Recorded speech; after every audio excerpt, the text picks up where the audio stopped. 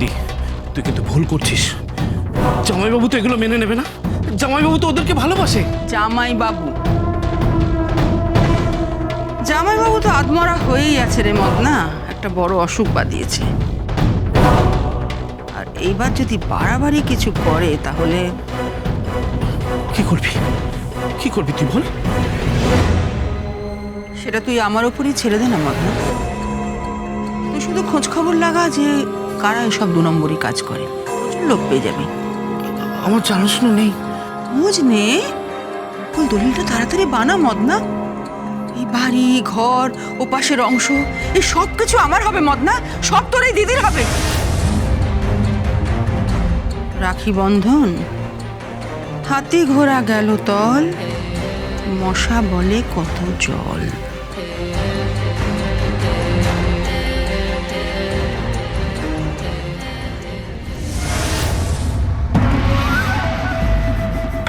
খাবারটা কে না খাবো না, কেন বলছি? খাবো না, খাবো না, খাবো না। কেন?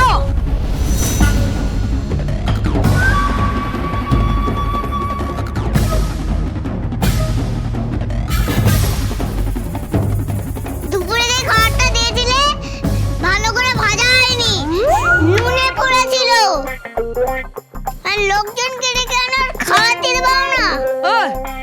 দেখানো মানে তুই কি অতিথি নাকি? হ্যাঁ, তাছাড়া কি অতিথি মানে আমার সাথে তোমার তো কোনো উদ্দেশ্য আছে। তুমি তো আমার থেকে কিছু চাইছো, তাই না?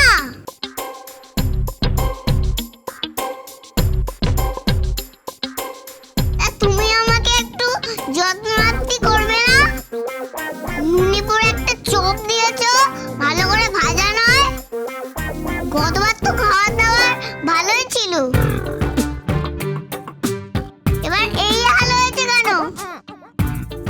একটু খেতে ভালোবাসি, জানো না? যত্ন করতে শেখো অতিথির। এবার খাবারটা তো খারাপ হয়ে গেছে, বুঝতে পারছো না? ওই গতবার খাবারটা ভালো ছিল, এবারেরটা খারাপ। তুই কি এখানে বেড়াতে এসেছিস নাকি? হ্যাঁ, তাছাড়া কি তুই আমায় কিচ্ছু করতে পারবি না চম্পা, আমি ঠিক এখান থেকে বেরিয়ে যাবো। বেরিয়ে যাবি? কি করে বেরোবি? হ্যাঁ, সে আসবে, আমার দাদা আসবে। সে তো এখন চুরির দায়ে ভিতর হয়ে গেছে। ভিতর? সেটা আবার কি ভাষা? স্কুলে তো আমি এসব পড়িনি। এসব কি ভাষা? ওসব না তোর স্কুলের ভাষা নয়, আমার ভাষা, আমার চম্পার। বাবা কেমন শুনতে লাগলো, ভিতর। কি বাজে ভাষা রে।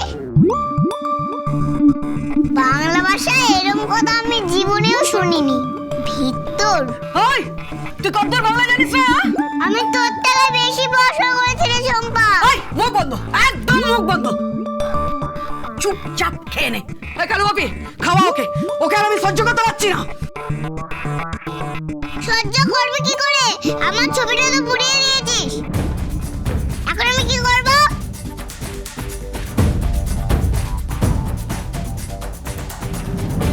কি করে প্রমাণ করব আমার দাদা চোর নয়, আমার দাদা সৎ? বল না চম্পা, ছবিটা পুড়ালি কেন বল? এই চুপ, একদম চুপ। কে?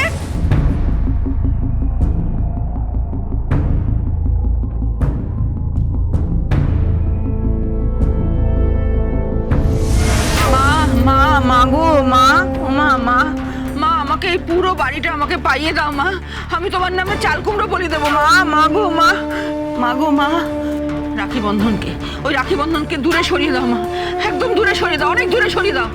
আমি আমি তোমার সোনার টিকলি করে দেবো মা। গো মা, রাখি বন্ধনকে এই বাড়ির ত্রিসীমানার মধ্যে আনবে না, এই পুরো বাড়িটা আমাকে পাইয়ে দাও মা। এই বাড়িটা, পুরো বাড়িটা পেলে আমি অর্ধেকটা আমার ছেলেকে দেবো, অর্ধেকটা আমার মেয়েকে দেবো। আর তার জন্য তুমি যা করতে বলবে আমি তাই করবো মা। আমাকে বাড়িটা পাইয়ে দাও মা, তুমি যা বলবে আমি তাই করবো মা। গো মা। মা কি শুনবে? আমার তো মনে হয় না মা তোর কথা শুনবে। এই হারামতে হতো ছেড়ে ঘরের শত্রু বিভীষণ, মা শুনবে না কেন রে? ওই ফুলের মতো ছেলে মেয়ে দুটোর জন্য যা চাইছিস, মা সে কথা শুনবে না। পাপের কথা তো শুনবেই না। মদনা, তোর এত বড় সাহস, হ্যাঁ এত বড় স্পর্ধা, তুই আমাকে জ্ঞান দিচ্ছিস? রাগ করিস না দিদি, এছাড়া আর উপায় নেই। তোকে এখনো বোঝানোর সময় আছে রে দিদি। এরপর না হলে নিজের পাপের গ্রাসে নিজেই মরবি। মদনা!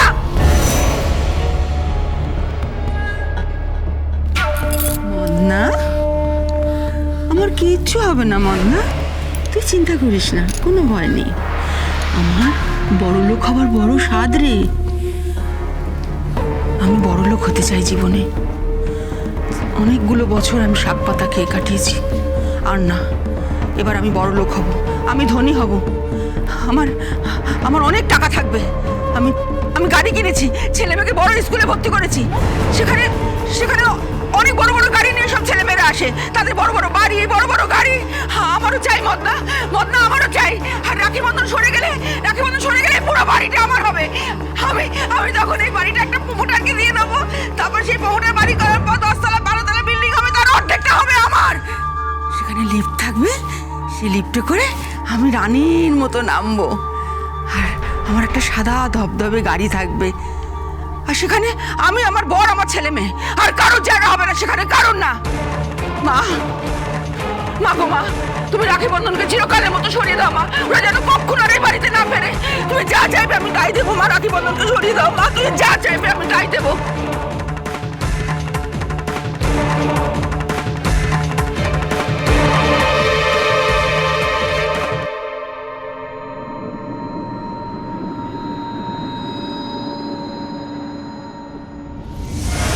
গেল বাড়ি গিয়ে দেখ কে।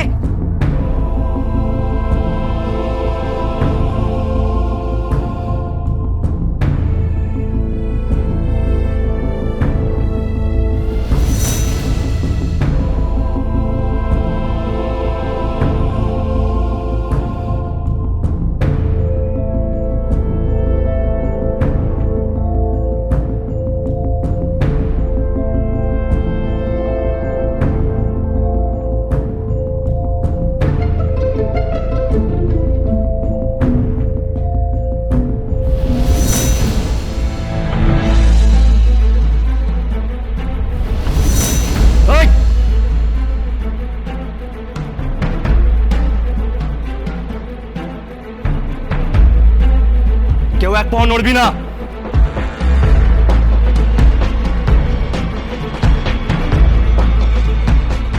কেউ নড়বি না।